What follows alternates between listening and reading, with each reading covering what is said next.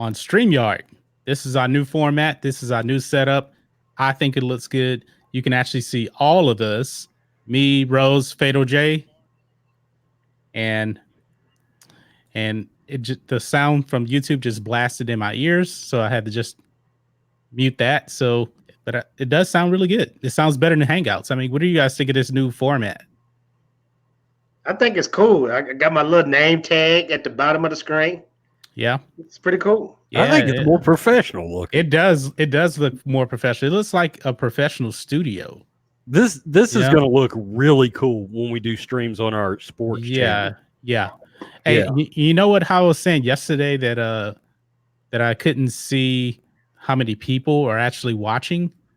You can in the upper left hand corner, next to the time, it says live viewers is showing 4 or 5. And that's exactly what YouTube is showing here too. So technically I don't have to go over to YouTube at all, which is really good because I don't want to have to be flipping back and forth through streams. So everybody's watching, make sure you give a thumbs up on the video. Drop your name in the chat. Let us know what you think of the format. And we're going to be talking a little bit of Star Wars here today. And we're going to give our top 10 albums of all time. And I have to admit, this list was tough. It was tough. It really wasn't tough for the number 1 or number 2. Actually, my top 4 is pretty easy. But after that, it was tough all the way down to the honorable mentions, man. You know? Yeah, it was. Yeah, I don't have as many on my list. I only have 17 total. So I got 26. You got 26? Okay. See, I started backwards. I started with my number 1 and just worked my way down. Now, when I got closer to 7, 8, 9, and 10, that's where it got tough for me. Yeah. See, but I already knew that. I already knew who was going to be my number 1 already. Yeah, it's been like that for many, many years. Yeah, so that was never a problem for me at all. So, yeah, my list pretty much goes from the 1960s to late 1990s. I would say. Same here. And then after that, that's when music to me really kind of got stupid. After that, no good creativity. So, yeah. And Rose just posted my Patreon in the chat. If you want to support on Patreon, $1 a month. We appreciate it. If you just want to send a super chat, $1, I appreciate that too as well. So, but guys, we have some strange Star Wars news, I should say. Very, very strange. And just so you guys let me know, did the notification go out yet? Yeah. I haven't got anything yet. Yep. I just got it. You just got it? I just got it. Okay, yeah. See, there is a huge delay because we've been live for 3 minutes and 25 seconds already. Yeah, I haven't got anything yet. You haven't got it? Okay. That's just YouTube, man. It's supposed to be fits the notifications and don't really know. But we got 9 people watching right now. Maureen is here, says, I just got the notification. Well, thank you. Just got the notification. So, man, maybe we need to start our streams at 5 minutes before. So right at 8 o'clock, the notification will go out. So I just don't get it. But this StreamYard was still kind of working through it. There is a bigger delay than through Google Hangouts. So, but anyway, guys, Star Wars Episode 9, The Rise of Skywalker. What do you guys make of this Kylo Ren double agent news? I think it's very, very strange. And I'm going to read this little synopsis here on this theory. And I don't know. But this is what it says. A Star Wars fan on Reddit recently posed the idea that Kylo Ren killed his dad to become closer to the dark side so he could draw out Palpatine and finally end it. Now, this certainly would be a tragic and interesting twist, but how exactly would it work? We saw Kylo Ren attempted to kill his own mother in The Last Jedi and the other atrocities he committed. could not justify destroying the Emperor, could they? Another user jumped in with what's a pretty interesting theory on how Kylo Ren could have initially been attempting to infiltrate the Sith only to be induced by the dark side. And this is what it says. It's useful to keep in mind that Anakin turned to the dark side was a result of various things. We can say that ultimately, his main conscious decision to turn to the dark side was his fear of Padme's death and assurance from Palpatine that he could save Padme if he became a Sith. And so this conscious decision cemented his turn to being a Sith. However, it's not the only reason. Already, Anakin has serious emotional issues. His love for Padme was jealous and possessive. He was distrustful and resentful of the Jedi Council, and increasingly distrustful and angry with Obi-Wan. Anakin had emotional issues that had been simmering for some time that made him open to the dark side, and certainly enough to keep him there once he turned. His decision to be a dark sider was a conscious decision on his part that he believed would help him set the world right, ending slavery and saving his family. He had a reason that he believed to be good in becoming a Sith, but that doesn't mean becoming a Sith was a good choice, especially with his issues. Now, it goes on here to say also, just the last part, we can potentially regard Kylo in the same way. He could have made a conscious decision to join the dark side to save something in Palpatine, whatever, but still have numerous emotional issues and trauma dealing with perceived betrayal from his family and abandonment issues, as well as his belief that his role is to be the monster everyone thinks he is. I have dismissed the double agent theory before, but I now see that I was viewing it too simplistically. It's not an either or thing. Kylo could have been very well believed he was doing something right, but that also means he could have to become the monster everyone considered him to be, and with his fear issues, becoming that monster was not too difficult. His words to Han, that it's too late, indicate that Kylo has absolutely done some shit and that he is aware it is morally wrong and that he isn't exactly happy about it. But in both films, it seems Kylo acts as if he has no choice but to do so. Sunk cost fallacy likely plays a role in this, but it's possible that there's a kernel of a notion that he's doing this for some good endpoint. Okay, I'm not buying this whatsoever. I hate not at all. I don't like it either. It sounds really, really stupid. It does sound stupid. For one thing, you really can't compare what Anakin did to Kylo Ren because we already have Anakin's backstory in 3 films. Yep. We don't really have much on Kylo Ren at all. So that's just me. But guys, we have 17 people watching. If you wouldn't mind smashing the thumbs up button right now, we really, really do appreciate it. And we have everything Star Wars is here. Rob is here. Matthew Godet is here. Alexa Siri is here. Of course, Fatal J is here also. And just want to give my boy Rob some support. Make sure you guys subscribe to Rob's channel, Everything Star Wars. Yeah. He just says here, just drop by to give some support real quick. Well, thank you so much. We really, really do appreciate it. So, Rob, a great guy. Really, really Rob great guy. Rob is awesome. Yes, Rob, he is. I love you, man. Okay, I've been talking way too long now. That was a long article that I was saying. So I want to add something to that, though. Okay. I will say one thing that I feel like The Last Jedi got right is where Luke held over the lightsaber over Kylo Ren. Now, Kylo Ren was justified for defending himself. And I could see how him waking up and seeing a lightsaber over his head would make him go to the dark side. But him killing Han Solo, his father, I don't see what was the end goal to that. They try when I was listening to that Reddit you was reading, he killed Han Solo so he could get the Emperor to come out. Yeah. That makes no sense to me. That's stupid. He supposedly killed Han so he could further his journey to the dark side and become stronger with the dark side.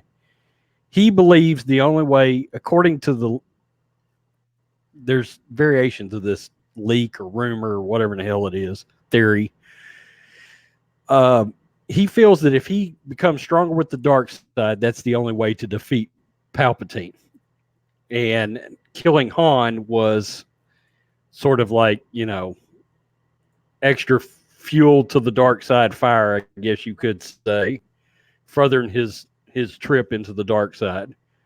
I hate the theory, to be honest with you. So I don't know what else to say. As far as I just because at the end of the day, the Last Jedi or the Force Awakens didn't even hint or make mention of Emperor Palpatine. No. So just making that pop out of nowhere, it don't make any sense. The reason they did that is that George Lucas had intended Palpatine to be the bad guy in the sequel trilogy.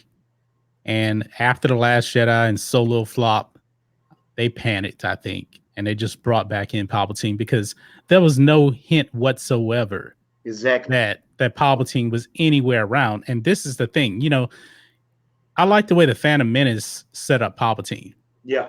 The Darth Sidious was like in the background all through episode 1.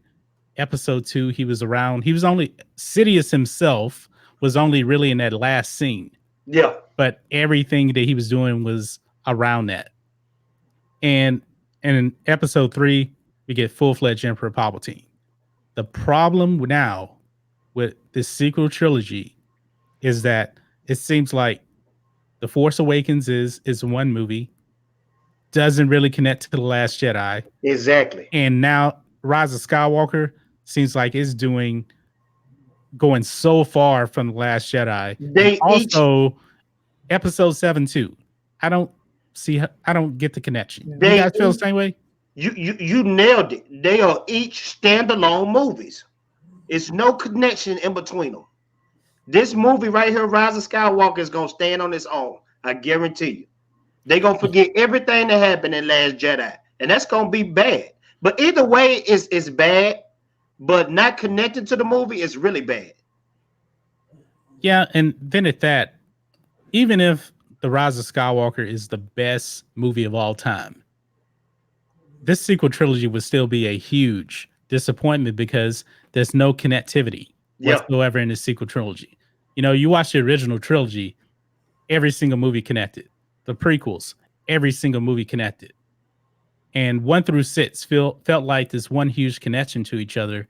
And the sequel trilogy is too fractured. It's kind of too everywhere, That's what I think. It's the only movie that I can think of right off the bat that it's starting at a 7 out of 10.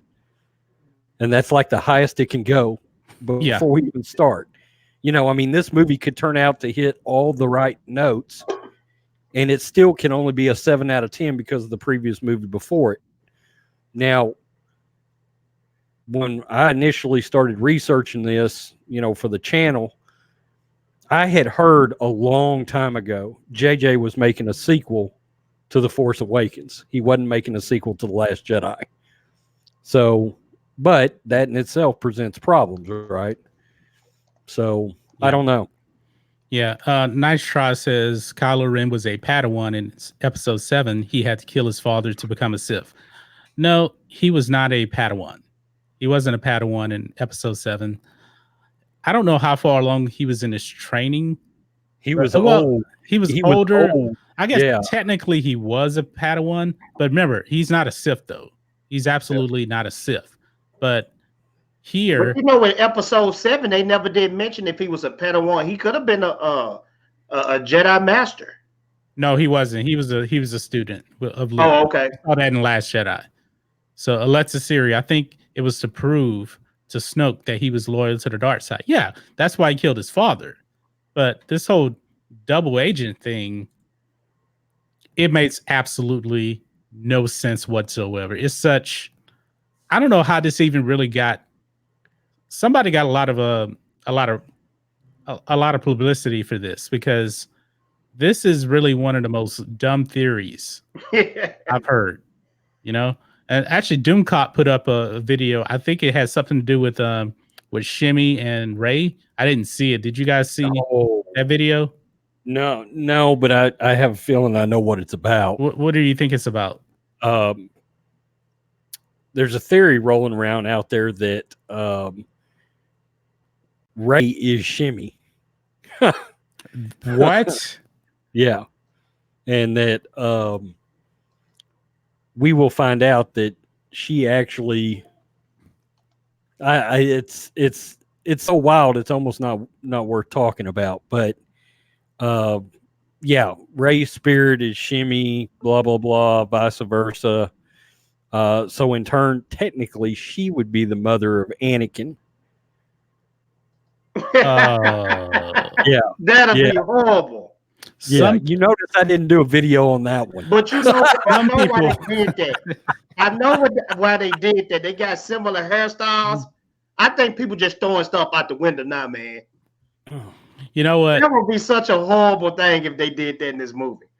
You know, some people actually accuse me of just putting out videos for clicks. Somebody just put out that theory for clicks. For real. I mean, that is horrible. That makes absolutely no sense whatsoever. So, but look, nice try here. Ray travels back in time is actually Shimmy the whole time. Essentially. So, but you know, there's a rumor going around that they're probably going to be doing, you know, Avengers Endgame time travel. I don't think it's happening. I don't think so either, man. I have broke those leaks down. Yeah. There is nothing in there that presents a theory that would tie back to time travel, the world between worlds, any of that stuff. Yeah. Nothing. Hey, and you never know. At the end of the day, they could be throwing these rumors out to throw us off. You know? You know what? If I watch episode 9 and they do time travel in that movie, this is what I'm gonna do in the movie theater. Well, and somebody brought up, I think it was Thor Skywalker today, released a video about time travel. And he said one thing: they're not fixing to have time travel in this movie right after Avengers Endgame. I agree. Time travel. That's not going to happen. Yeah. So, you know, and I agree with that. They're just not going to do it. You know. Yeah.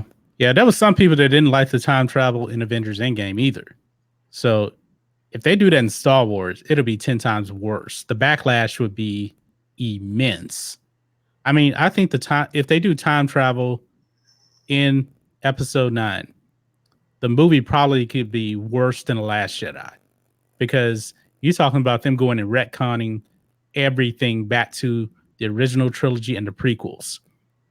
And to Star Wars fans, if J.J. Abrams does that, that would be sacrilegious.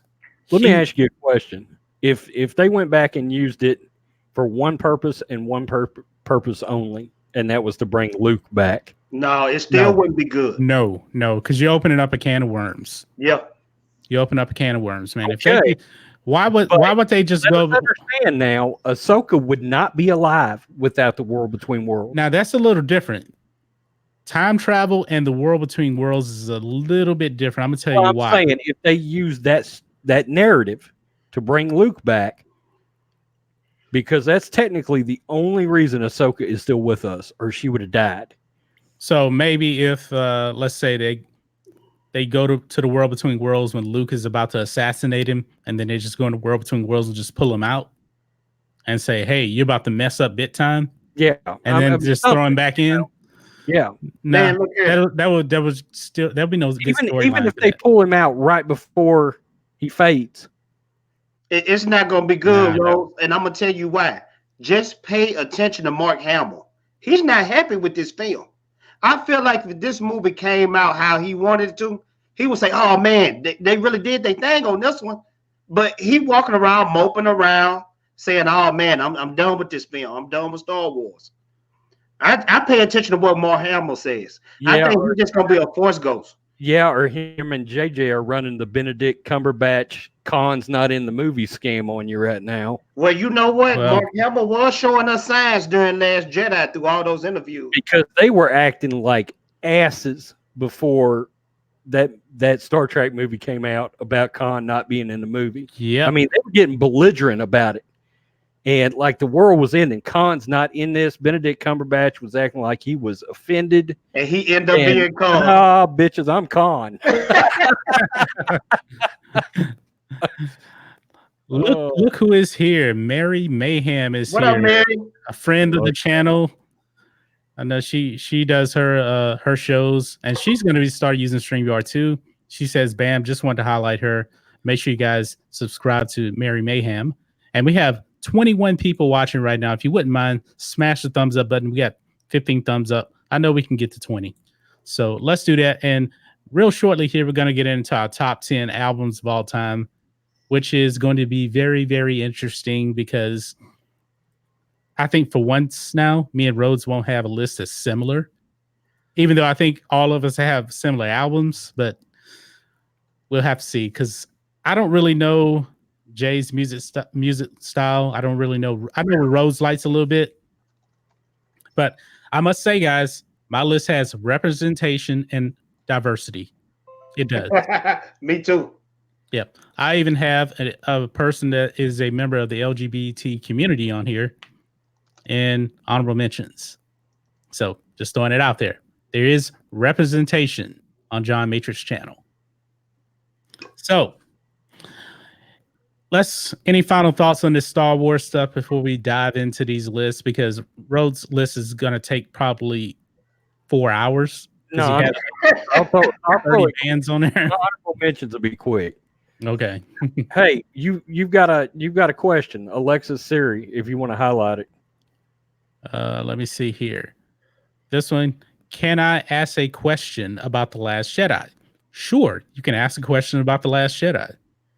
We're always happy to trash The Last Jedi, but if you have a serious question about it, knock yourself out.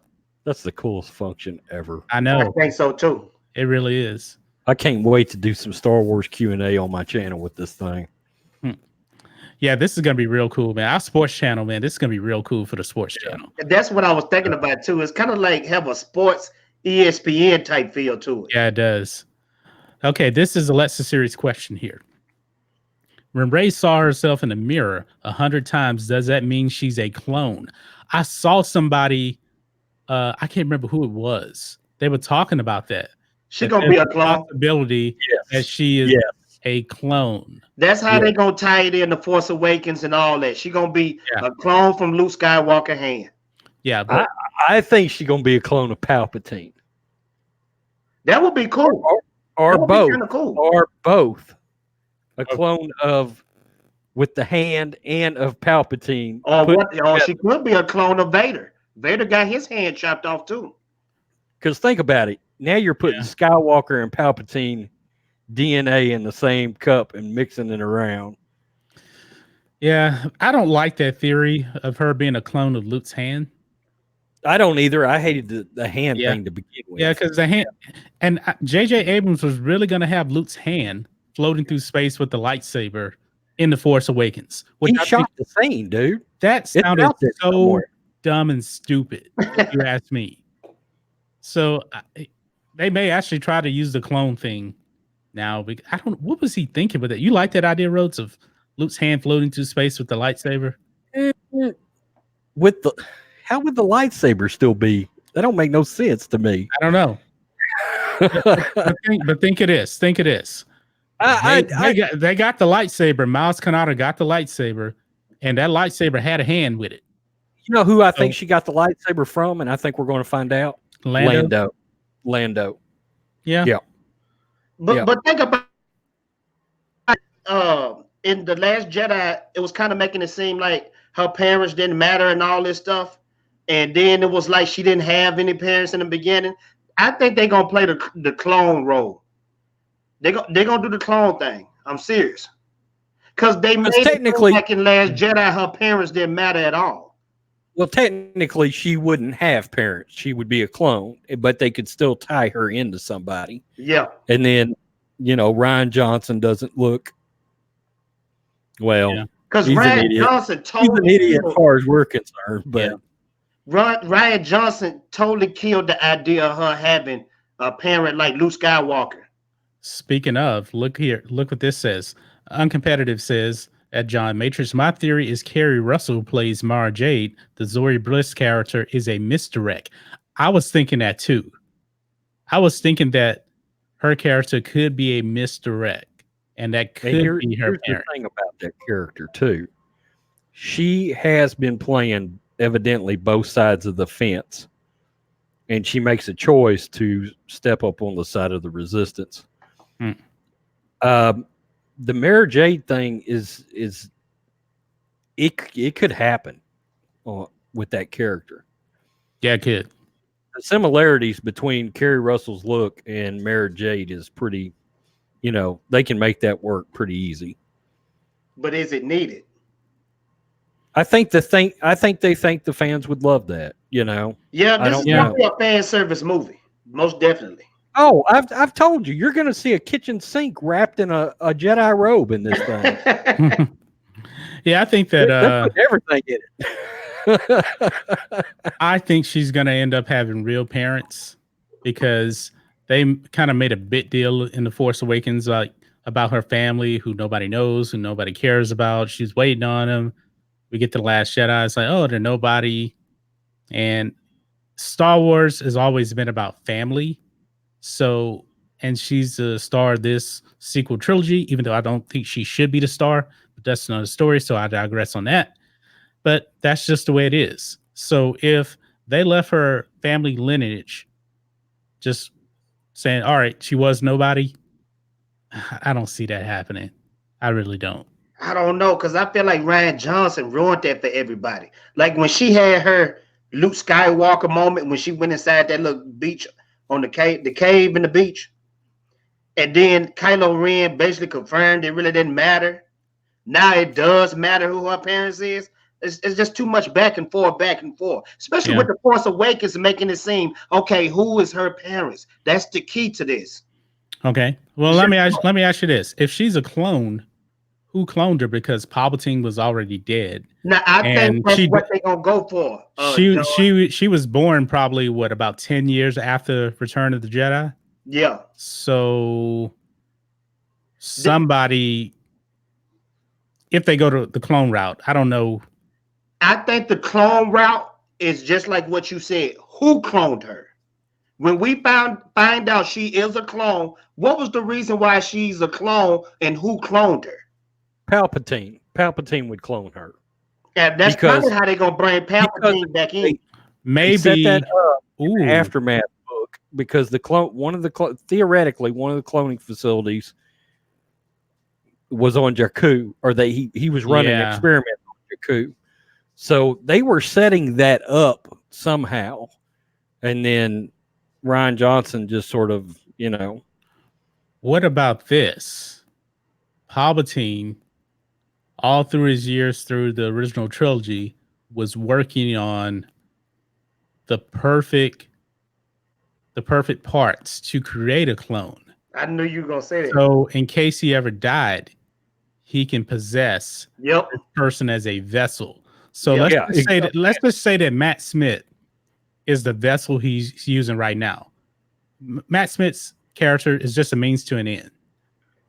That Rey is his number one target to possess because he created her. She's all powerful, and you throw him in her body, then he could be indestructible. I can see that because shout out to Lloyd Callis.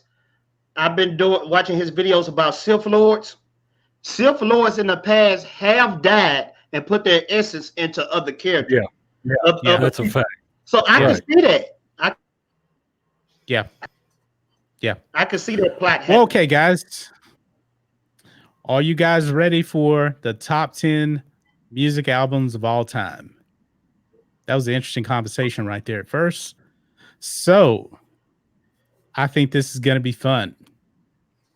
If you saw the thumbnail, I think one person that's probably going to make it on everybody's list. So, so, and we'll kind of get back to Star Wars a little bit after we get through these lists. So, Fatal J.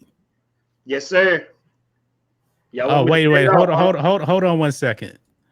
Nice try. Every Beatles album. It's no Beatles on my list. None on mine either. Most overrated band ever.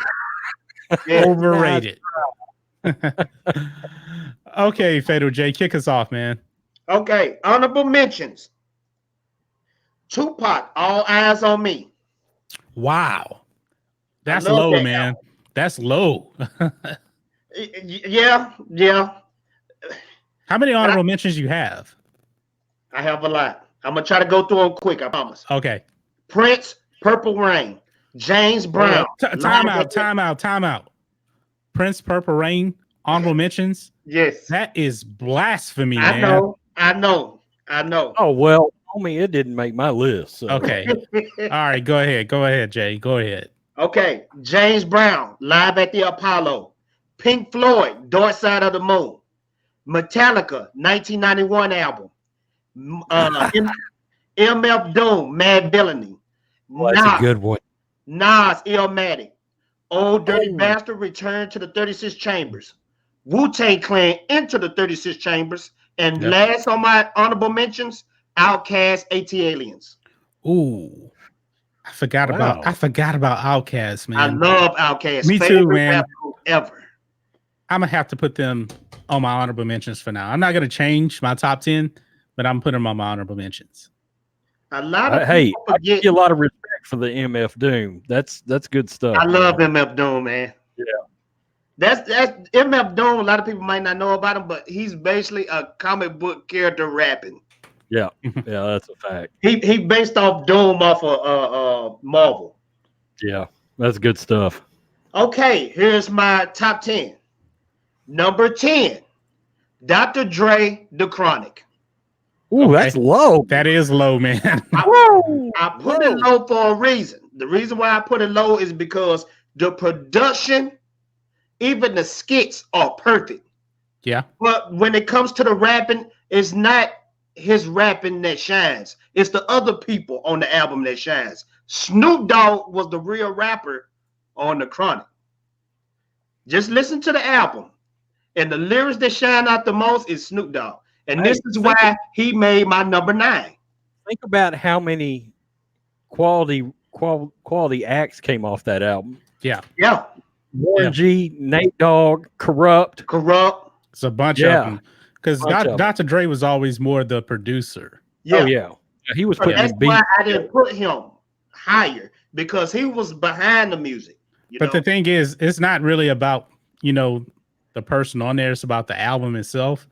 And every single song on there was epic. You can put it in. Every single song is perfect. But I still, I want the musician to shine everybody. Because behind that album, Snoop Dogg was the one writing Dr. Dre lyrics, which leads me to number 9. Okay. Number 9, Snoop Dogg Doggy Style album. Ooh, you got it ahead of The Chronic. I got it ahead. To me, Dr. Dre production was better on that album. I'm serious. It was way better to me. Oh, man. Snoop Dogg lyrics was perfect. I can listen to that album a million times over. I think I did listen to it a million times over. Let me just interrupt real quick. We have a special guest here. Lord Callus is here. Stream looks good. Guys, make sure you subscribe to Lord Callus. Rise. And J. Roy has jokes. Bill Cosby live. Oh, man. All right, Jay, where you at, man? Okay, number 8. I'm supposed to get a little strange with it. One of my guilty pleasures is I love electronica music, house music. So for my number 8, y'all might not be familiar with this album, but it's called, the group is called Justice. Never heard of them. They are a French group. That album is mind-blowing. They like Daft Punk? They like Daft Punk. Okay. Which leads me to number 7. Daft Punk Discovery. Love that album. It's almost like you in another world listening to that one. Okay. What year did that come out? Do you know? Discovery, I want to say late 90s, early 2000s. It was around that time. Number 6, Red Hot Chili Peppers, Blood Sugar Sex Magic. Good one. I didn't forget about them. Man, yeah. Anthony Kiedis and Flea. Mm-hmm. They was on Back to the Future. Did y'all realize that? Yeah, I've seen them in concert. They jam it. Yeah. Yep. That's one of the bands that I want to see on my bucket list. Hey, Snoop Dogg and the Red Hot Chili Peppers. That's who I saw together. Really? Yeah. And the Dog Pound. Yeah, it was a jam. Yeah, it was a good concert. Number 5, Rush, Moving Pictures. Okay. Number 4, Jimi Hendrix, Are You Experienced? That's a good one, man. That's a great one, man. Number 3, Earth, Wind, and Fire, That's the Way of the World. Wow. Okay. Okay. Good. Yeah. Now, y'all, I'm going to blow y'all mind with this number 2. Because you probably think it need to be number 1. But my number 2, Michael Jackson, Thriller. I knew it would probably be in most top 3s. But this is my number 1. And it still goes to the king. Or my honorable mentions, by the way. What do you say, Rhodes? Thriller did not make my honorable mentions or my list. And it was the first album I ever bought. See, Rhodes is racist now. John, he don't like Quincy Jones. Hey, I've got Michael Jackson on my list, but not that album. Yeah. My number 1 is still the king. Michael Jackson's Off the Wall album. That's a good one, man. Off the Wall, to me, everybody say Thriller's the best. No, Off the Wall is the best. I'll say didn't make my list either. So I'm fitting to tell you in a minute. Wow. Nice. Well, hey, I ain't gonna hate on you. Thank you, Fatal J, for that. We really, really do appreciate it, man. Yeah.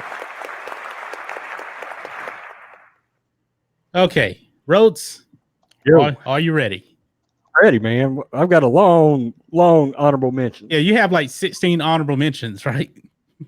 Yeah, and all of these theoretically could have made my list, but Slipknot, self-titled Slipknot, Guns N' Roses, Use Your Illusion 1 and 2. Ooh, that's low, man. LL Cool J, and I've got 2 albums on here, Radio and Mama Said Knock You Out. Okay. Public Enemy, Apocalypse 91, The Enemy Strikes Back. I almost put them in there. I forgot about them, man. Next one, Public Enemy, Fear of a Black Planet. Love that album.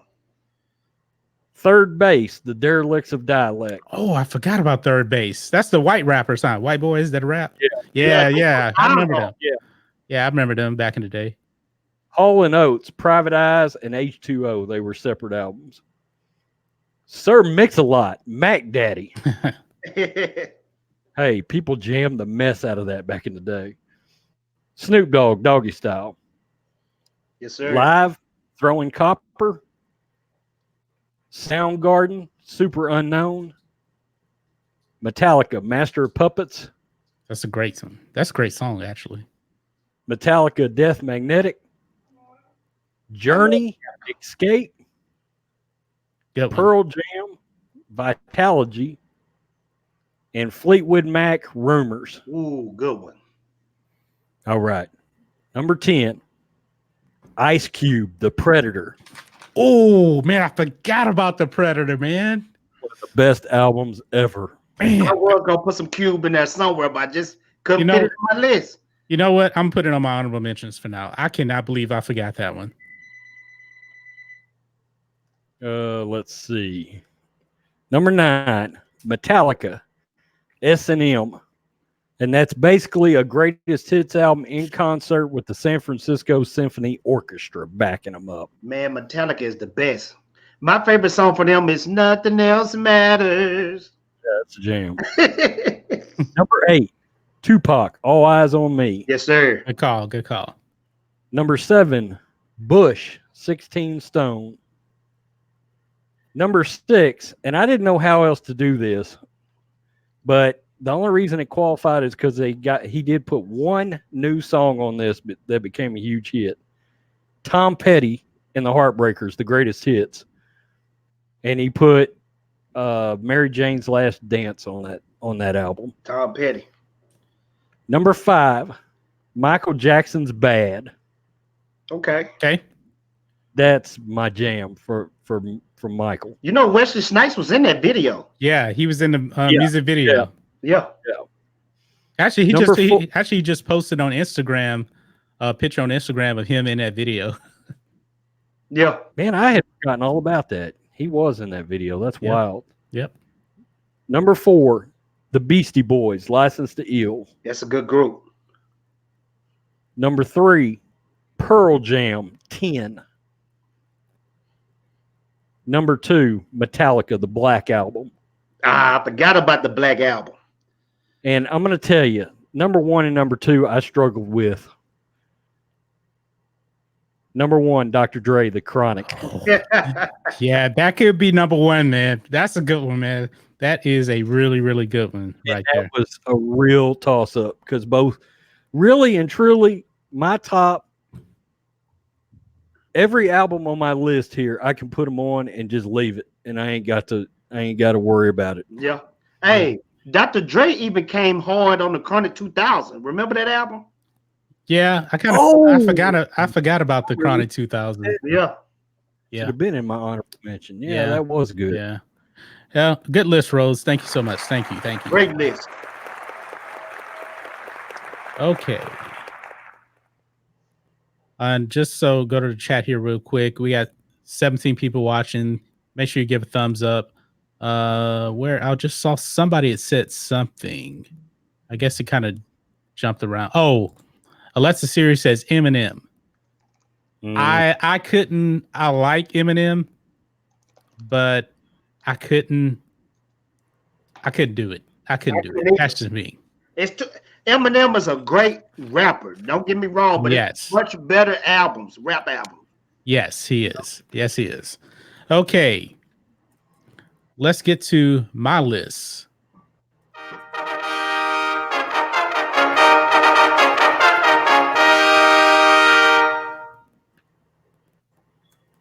Okay. Here's my honorable mentions here. Crack Rear View, Hootie and the Blowfish.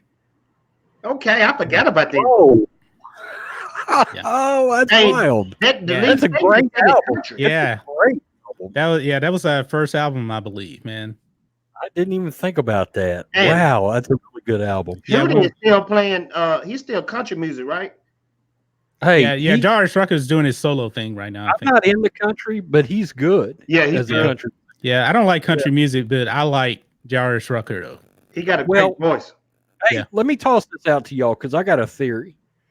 I say now that y'all remember who like John Cougar Mellencamp was and some of those guys like that. I think if they'd have came out today, they would all be in the country genre. They wouldn't be on rock channels no more. Yeah.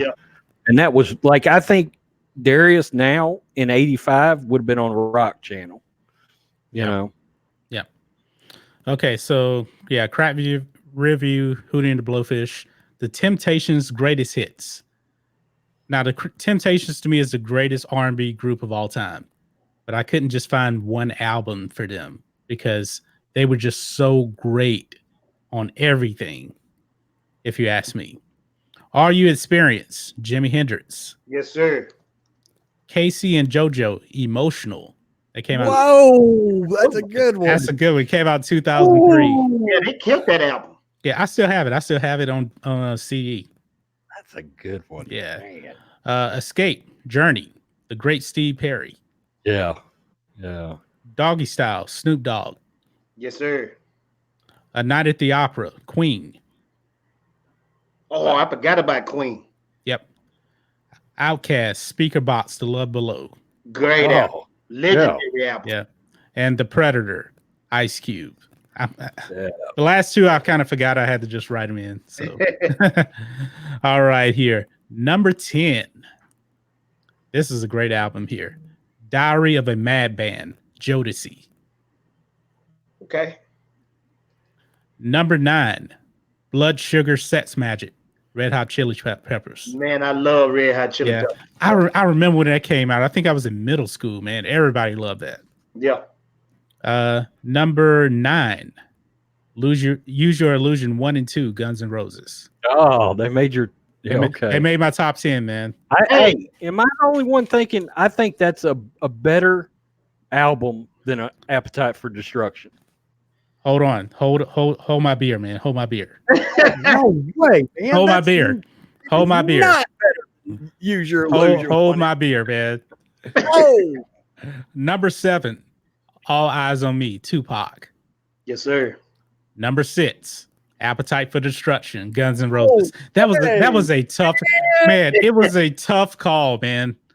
November Rain is on Use Your Illusion and You Could Be Mine, but I mean Civil War, November Rain, I know, man. It's tough, but it is so close though, man. I mean, but Sweet Child of Mine, I can play that on the piano. See, I don't like that song. This is what I always wonder. Where is Axl Rose? Because as strong and powerful as his voice was, I would figure in his old age he'll have one of them things up in his neck talking. Axl got fat, man. He fried his voice. Yeah. He sounds terrible. Yeah. I mean, he was doing a lot of drugs too and everything. Yeah. I mean, he doesn't sound good live.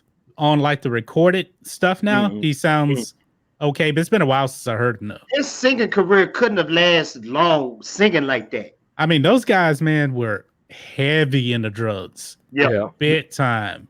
That heroin got him. Yeah. Yeah, that's Slash is doing heroin. Yeah. All right. Number 5, The Chronic, Dr. Dre. Yes, sir. Ooh, that's low. Number 4. Number 4 through 1, man, these guys are just classics. Man, they're just the biggest entertainers of all time to me. Number 4, Diamonds and Pearls, Prince and the New Power Generation. Good one. Number 3, Bad, Michael Jackson. Yeah. Number 2, Purple Rain, Prince and the Revolution. Number 1, Thriller, Michael Jackson. Yes, sir. The King. Yes. The King. Rose, you really do think that Use Your Illusion album is that much better than I don't even think it's close. I don't even think it's close. I don't love Appetite for Destruction like a lot of people. I don't love it. It's Paradise City was my jam on there, but I didn't like Sweet Child of Mine at all. Man, you're like the only person alive that doesn't like Sweet Child of Mine. Oh, I turn it off. I'm like, I can't. And you know what? A lot of people probably noticed that we didn't have like any. Like I watched the Dog Show and Ninja did their top albums the other day. And they had a bunch of like Def Leppard on there and Judas Priest and all that. All of that stuff died for me the moment Nirvana dropped. I can't go back and listen to it now. Yeah. You know what? I can't take Def Leppard and Poison and Motley Crue. I can't take them seriously. That girl, I'm like, killed that.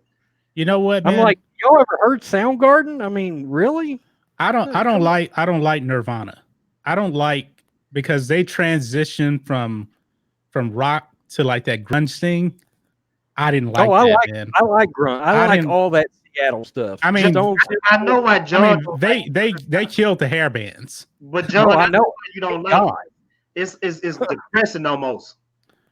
No, I just couldn't. Yeah, I couldn't feel it, man. I mean, I was in high school when that came out. It was so different than like a Bon Jovi and Guns N' Roses and stuff like that.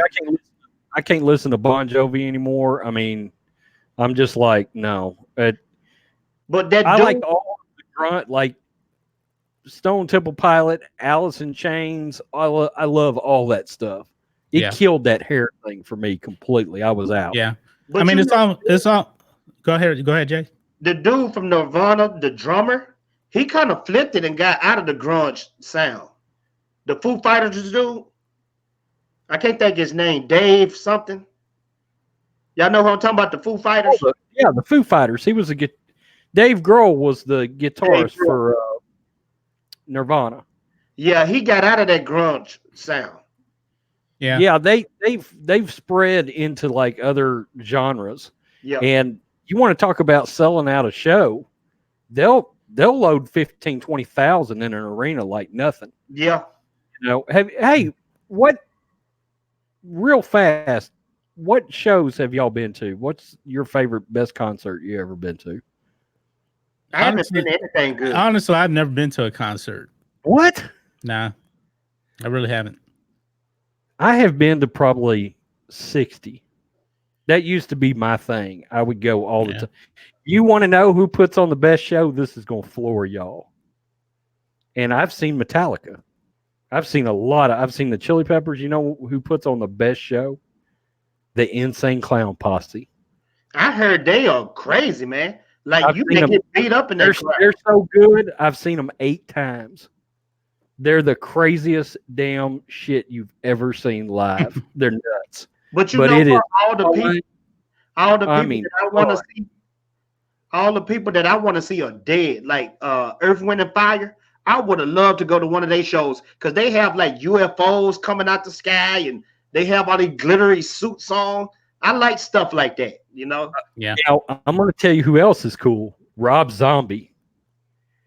Rob Zombie does it up. Probably like a horror movie. I saw Zombie with Korn and Marilyn Manson. That would have scared me. A blast. Zombie puts on a theatrical experience because he's a film director. So I mean, he's got like Michael Myers stuff out there, and I mean, just House of 1,000 Corpses, The Devil's Rejects, all that stuff is incorporated into his shows. It's wild. It's super wild. But Rhodes, this is for you. Lord Callis says you can't be an '80s baby and not like Jovi, Rhodes. No. I like that. What is that? Blaze of Glory from Young Guns too. That's a good song. Yeah. And I loved Bon Jovi until that Pearl Jam dropped, and I was like, oh, I'm done. Yeah, Pearl Jam is good. But I think I don't know too many people that don't like Bon Jovi. I think you may be the only one. Yeah, I can let it go. Now here's a good one right here. J. Roy says Queen and Kiss put on the best concerts. Now, for me, Queen, Freddie Mercury's live voice was just as strong as the studio voice. That guy made him and Steve Perry probably had the 2 best voices ever. And when you listen to Freddie Mercury sing live, it was amazing. I was watching a commercial with him, and I was like, "Oh my God, this dude's voice is amazing!" Yeah. Live. Have you heard Mark Martel sing? He sounds exactly like Freddie Mercury. Check him out on YouTube. He actually did some of the voices of Freddie Mercury singing solo on Bohemian Rhapsody. That guy sounds exactly like Freddie Mercury. That's why I seen on the commercial. I thought it was Freddie Mercury, but it might have been him. Yeah, it's probably Mark Martel. Yeah. That guy's amazing, man. Absolutely amazing. I'll tell you who I saw a couple of years ago that was good. Journey. Journey was damn good. Yeah. They got the guy's name Ariel Panada. He's a Filipino guy. He's a Filipino guy. That guy has a really good voice, man. Just like Steve Perry. Yeah, even Steve Perry's a big fan of him. And Arnel Pineda, that's his name. They put a hell of a show on. Yes. Journey did. Yeah. Yes. I mean, because after Steve left, they got Steve Ajeri that came in. And Steve Ajeri's not bad. I think Arnel is better than Steve Ajeri. Oh, yeah. Yeah. He's better than Steve. I would love, and actually Steve Perry has a new album that came out. You can actually hear him sing again because he actually stopped singing for years. Remember after he left Journey, he said he was just burnt out. And then he actually met this woman. He fell in love, and she had cancer and she died. And he was just like, I'm done, man. And now he's back again. He has a song that he put out last year. You can see it on YouTube. He sounds pretty good. He doesn't have that strong of a voice he used to have. You know, I would love to see Arnell and Steve Perry in his prime sing together. Man, that would be really, really good. J123 said Rick James. Rick James was a bad boy. Yeah. I like Rick James. Yep. Somebody said Parliament in the that would have been. Oh yeah. Yeah. I'd like seeing Parliament. That'd be a good show. If we're going just on the Chronic came from is Parliament. Yeah, they did. George Clinton. Yep. That was the Chronic album. That's why he called it G-Funk, but Parliament called it P-Funk. I think if we had more individual, like we just went like artists by themselves, I think I would have had like Ice-T on the list. Who else would I would have had on the list? Yeah, and I think that probably ought to be a separate list we do is favorite musical artist, and it'll look different. Well, some different anyway. Yeah. I mean, like Steve Perry would be way up there on my list. I mean, Freddie Mercury, Steve Perry would be way up there on my list. If you're just going individual artists, he would probably be number one. Freddie Mercury may be number one. Ooh, it's tough though, man. I don't know. Because I'm going to tell you something. Even Michael Jackson couldn't sound like he did on his studio albums live. If we go individual artist, it's Michael. For me, but I would have to say Mike on total performance. Yeah. And then you would see Prince probably make my top 10. I would say musicianship, like just pure musicianship. Prince is number one on being a pure musician. A lot of people forget Prince is top 5 all-time guitarist too. Yes, that guy plays everything. Yeah. Pure musicianship, I would say Prince, and I would say Freddie Mercury over Michael Jackson on pure musicianship.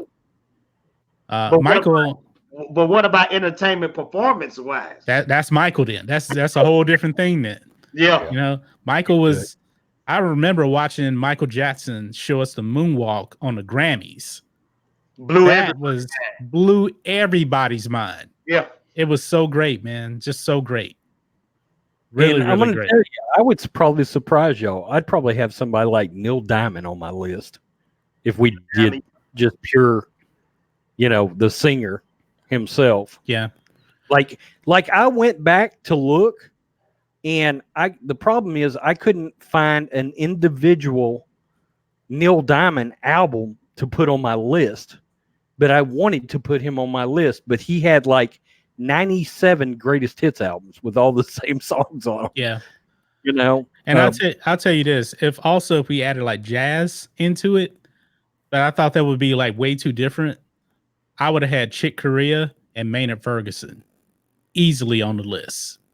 Chick Corea is amazing. Maynard Ferguson, he died back in 2004, but Maynard used to do all these renditions of like the Star Trek theme on the trumpet, the Star Wars theme, all kind of stuff. MacArthur Park. I thought you was gonna say Miles Davis when you mentioned jazz. Miles Davis too, man. I mean, I have Bitches Brew. Bitches Brew, the jazz album, was revolutionary because that's when they started to take like electronic music into jazz. Yeah.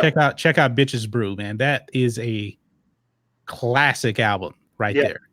And Chick Corea actually played on that. Did Maynard play on? I don't think Maynard played on that. But Miles Davis was revolutionary, man. I still haven't seen that movie with Don Cheadle playing Miles Davis. Yeah, I saw it. I saw part of it. Is it good? I think it's pretty good. I need to go ahead and see the whole thing. I didn't see the whole thing though. So I'd like to do top soundtracks. We thought we did that already, didn't we? No, we did top film scores. Oh, okay. Film scores. Yeah. Because there's soundtracks that, I wouldn't necessarily. Yeah. Where I'm talking, in other words, top soundtracks that are compilation albums. In other words, we did scores, but we didn't do sound. Yeah. To me, Rhodes, New Jack City would be number one. That would be number one. soundtrack. I'm gonna tell you, my number one would be Above the Rim. Have y'all ever seen that movie? Yeah, with Tupac in it. Yeah, it's That's good. The soundtrack, classic. That's where you got Warren G regular. Above the Rim would be good. The soundtrack Rocky IV is great. Yes, Rocky IV would be really good. You know, Rose, I don't know if I told you this or not. I don't know if you told it. Rocky IV? Yeah, I don't know if I told you this or not, but 3 of my professors from college at Mideast, they performed on that soundtrack. Wow. Actually, one of them wrote the Dr. Mahady wrote the percussion scores to that. Wow. And Jay Ecker, he played the bass, and Eric Sylvester played the guitar. They were all professors at my college. And Vince Nicola came in to take over for Bill Conti because Bill Conti was scoring the Karate Kid. Well, they did a good job without it. Yeah. I love Rocky IV, man. Yeah. That training montage. To me, really Rocky IV embodies the 80s. Yes. Yeah. I mean, it was big hair. Yeah. Fast cars. I mean, it was like Miami Vice in a boxing movie. I'll tell you a movie with an underrated soundtrack, but every song's good. Boogie Nights has got a great soundtrack. Yeah. I gotta remember that the soundtrack. Blow I don't remember it. It's got a great soundtrack. The movie Blow. Yeah, I love Johnny Depp's got a good soundtrack. Yeah. Interesting. Okay. And it looks like YouTube, we're kind of streaming. Okay, it was looking a little blurry on YouTube, but I guess it came back in. So, yeah, I mean, what are we going to do Tuesday on your show, Rhodes? I don't have any idea yet. We're going to talk some Star Wars for sure. Yeah. You know what? Let's do the first 20 minutes Star Wars Q&A. Okay. Rise of Skywalker, The Mandalorian, come to my channel and hit us with it. Do y'all want to do the top 10 worst Star Wars characters? Ooh, that would be tough to find 10 worst Star Wars characters, man, because most all of mine are going to be from the sequel trilogy. Yeah, it'll be mainly sequel trilogy for me, man. I can't say I hate any of them past the top 5, maybe. I mean, in the original trilogy, there was like no characters I didn't like in the original trilogy. True. Even in the prequels, that really isn't characters that you can say you don't like, huh? What about Jar Jar? I didn't mind Jar Jar. I'm not a Jar Jar basher. Jar Jar made my list. But you know what? I don't think there's 10 Star Wars characters that I hate though. Hey, Newt Gunray would probably make my. If we're going 10 deep, he might make my list.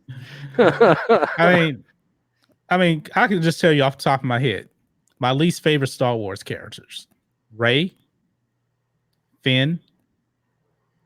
I don't hate Poe. I don't hate Poe. Poe has potential. Yeah, Admiral Holdo. You don't really hate Finn, though, do you? I mean, what has Finn done then? I mean, we're not talking about L3 here. He was so worthless in The Last Jedi, and I got tired of I got tired of him just whining about Rey the whole time, even in The Force Awakens. I didn't like that. And he was so clumsy. Yes. I mean, they just made him the token black guy, man. He really was. Yeah. So him, nothing, you know. Maz Kanata, didn't like her. Yeah. She was just a fake. She was a fake Yoda, man. She was Yoda. A fake Yoda at that. Yeah, I can do without her. Yeah, so we really don't. I don't think we need a top 10 Star Wars characters we don't like because, they're all from the sequel trilogy. Yeah. Would be good if we could do a top 10 Star Wars list of some kind. Yeah. I don't know. We'll have to. Can you do top 10 most underrated Star Wars characters? I don't know if there's 10 underrated. I mean, who would be underrated? I mean, were you talking about the prequels and the original trilogy? Bosk. He's underrated. Yeah, but Quinlan Voss has such a small role. I mean, he's only mentioned in name only. In who? You said Quinlan Voss? No, Bosk. the bounty hunter. Oh, okay, I got you. I thought you said talk about Quinlan Voss. He had a big role in like the animated stuff, but he was in the Empire Strikes Back. Yeah. I don't know. We'll talk about it, and then I'll post it on the. Yeah, we'll come up with something. Yeah. Yeah. Okay. Alexa Siri says Jen Erso underrated. I agree. I would think so. I like Jen Erso way better than Ray. I don't hate Jen Erso. I like that. Really like that character. I can watch Rogue One back to back. Yeah. I mean, they didn't Mary Sue her up or anything. Yeah. So they really didn't. I don't know if I can't think of. I mean, the sequel trilogy is it's OT prequels, and the sequel trilogy is just so far down, man. It's just so not Star Wars to me. So, I mean, I guess I could say I hate sequel trilogy Luke, but that's still Luke. What about the top 10 movies you need to see before you die?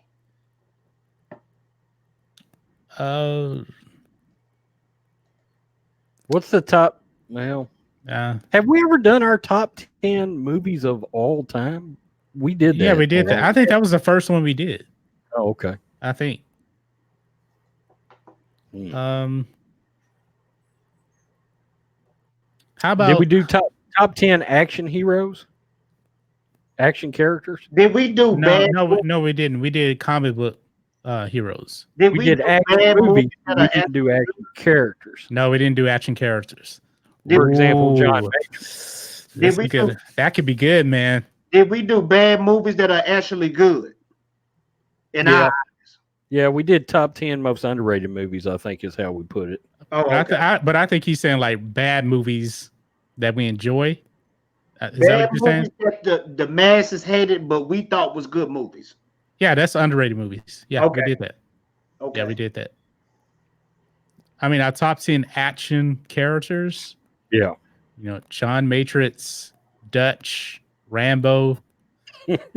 Ooh, man, I like that one, man. Yeah, but see, I can get all kinds. Then I can pull Wyatt Earp out of Tombstone. Yeah, things like that. I got to get some Western something going on here. So I got to be able to pull some the man with no name, Clint Eastwood. Yeah. So you want to do that? Top 10 action heroes, characters of all time. Yeah, action characters of all time. Yeah. And then Star Wars can be involved. Han Solo can be in this list. So I don't want to be biased towards Star Wars. Well, could we say that for best sci-fi characters of all time for the next one? And to tell you the truth, man, I actually like Indiana Jones more than Han Solo. To me, I don't know. That's close. It'd be close, but I'd give the nod to Han by like a fraction, maybe. Maybe because Indy is the main character of 4 movies, is the difference. But I really like the Indiana Jones character. Did we do top 10 action actors? No, we didn't. Maybe that's the one we ought to go with. Top 10 action actors of all time. Oh, like Arnold Schwarzenegger instead of like Dutch. That's what you're saying? Yeah. Oh, okay. Christian Miller, I think we already did top 10 gangster movies. I think we did. No, we didn't. We didn't. Didn't? No. Oh, Hammer came up with a good idea. Top 10 scenes in Star Wars. What you guys think? Ooh, that's interesting. Ooh, that's interesting. That's interesting right there. Okay, so let's do that on your channel next week. Top 10. That's a real good one. Yeah, I'll have to really think about it. Yeah, that's good right there. I know my number one right off the bat, but yeah, I think I know what it is too. I bet you know what my number one is, probably. Yeah. Think about it. Yeah. Yeah, it's probably gonna make you cry too. Right? It's good. Yeah. I know. To me, it's in the history of Star Wars, but it's from Empire, right? Yeah, I know what it is. I know what it is, man, because I know you too well, man. You're just a Harrison Ford nut. Yeah. Okay, so we're going to do top 10 Star Wars scenes next Friday on my channel then. Yeah. Okay. And Tuesday, what are we doing Tuesday then? We don't know you know yet. what? Let's do top 10 action characters, and then the week after we may do top 10 action stars. So because I'd like to do characters too. So when you say top 10 stars, you mean like the actors that play the characters? Yeah, but that's not next week. That'll be the week after. Yeah. Next week would be top 10 action characters. So Indiana Jones, Wyatt Earp, The Man with No Name, John McClane, John Matrixx, Dutch. Yeah.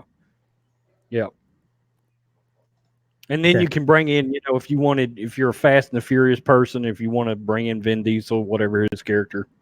What is it? Dominic Toretto, I think, Yeah. So. Okay. Well, we got that. Yeah. Fader J, when we going live on your channel? I've been thinking about that, but I don't know my schedule. I don't think it's going to work right. But what we got going now is perfect. But I don't think I'll be able to do like in between you two guys. Yeah. I don't think I'll be able to do it schedule-wise with my job. Well, hey, and the other thing to consider is you're about to have Thursday nights are about to be blacked out because of football. Football, yeah. Saturday is about to be blacked out, and Sunday's about to be blacked out because of football, and Monday night. So, and I'm having a great time just being on you guys' channel, man. You know what? Hey, is this the best? To tell you the truth, I don't know if I'll be able to handle a third show, man. Now that football season's starting, man, because Thursday nights booked, Sunday completely booked, on Sunday. Yeah. Yeah. Now we're going to do a live show though on Sunday mornings early, right? On our sports channel. Aren't we doing a live show? Yeah. Once football season starts. Yeah. Hopefully we can gain a big enough following over there. So, guys, if you like sports, make sure you subscribe to Black and White Sports because we can use some support over there. I mean, we've only been up there a couple of weeks, so, well, not a big deal. Oh, check out this one. Christy Miller. Laugh out loud. Top 10 WTF. I mean, dumb movies. What classifies as dumb? Exactly. That's a good question. She don't mean comedies. I mean, The Last Jedi would probably be number one on that list. Yeah. I mean, I guess like movies that just made absolutely no sense or portrayed the lore, something like that. That's probably a little bit too, it's not specific enough, I think. So, and Rose Rants put the link to Black and White Sports in the chat if you guys would like to subscribe to Black and White Sports. And I guess me and Rose are eventually going to end up recording our top 5 MVP candidates for the season, but not on this channel. And I think we can actually record it over here and just put it out as private and then just upload it to the sports channel. I think that's the way it can work. Yeah. Cool. So, yeah. Because it does let you stream private or public. So Christy Miller is not a sports fan, I take it. I guess not. I love sports. Oh my God, the cable guy is so good. Hey, thank you, Christy. She always support my stuff. Yeah. Appreciate you. Well, okay, guys, that's going to wrap up tonight's show. Thank you for joining us. Hope you enjoyed the top 10 albums of all time and the Star Wars talk. But we'll see you next Friday on this channel, 8 p.m. Central Standard Time. And we'll be on Rosetrans channel on Tuesday at 6:20 p.m. Central Standard Time. Until then, be safe and have a great weekend. Peace out, guys.